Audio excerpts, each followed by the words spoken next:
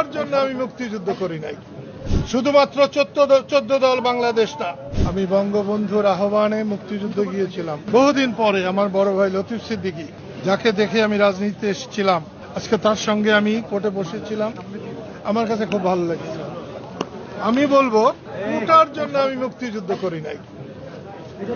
আমি দেশের স্বাধীনতার জন্য মুক্তিযুদ্ধ করেছি, মানুষের মুক্তির জন্য মুক্তিযুদ্ধ করেছি।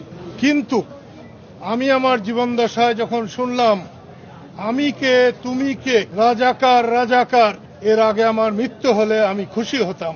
আমরা মুক্তিযোদ্ধাদেরকে সম্মান করতে জানি না। মুক্তিযোদ্ধাদের কোনো কোঠার দরকার নাই, কিন্তু মুক্তিযোদ্ধাদের সম্মানের দরকার আছে। যতদিন বাংলাদেশ থাকবে মুক্তিযোদ্ধাদের এইভাবে নিগৃহীত করার কোনো মানে হয় না। সম্মান করা দরকার।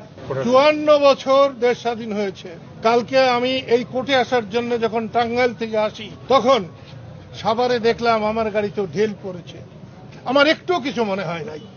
যদি এই ঢিলের মধ্য দিয়েও এই দেশে শান্তি আসে, আমি খুশি হব।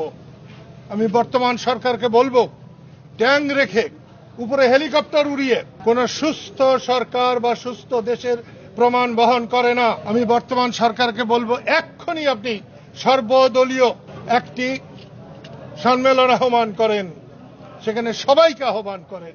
শুধুমাত্র 14 দল বাংলাদেশ না, শুধুমাত্র আওয়ামী লীগ বাংলাদেশ না, শুধুমাত্র বিএনপি বাংলাদেশ না, শুধুমাত্র জামাতের বিরুদ্ধে কথা বলাই বাংলাদেশ না। আমি সবাইকে অনুরোধ করব, মানুষের কথা বলেন। দেশের মানুষ বড় জ্বলছে, পুড়ছে, দেশে বড় হাহাকার চলছে।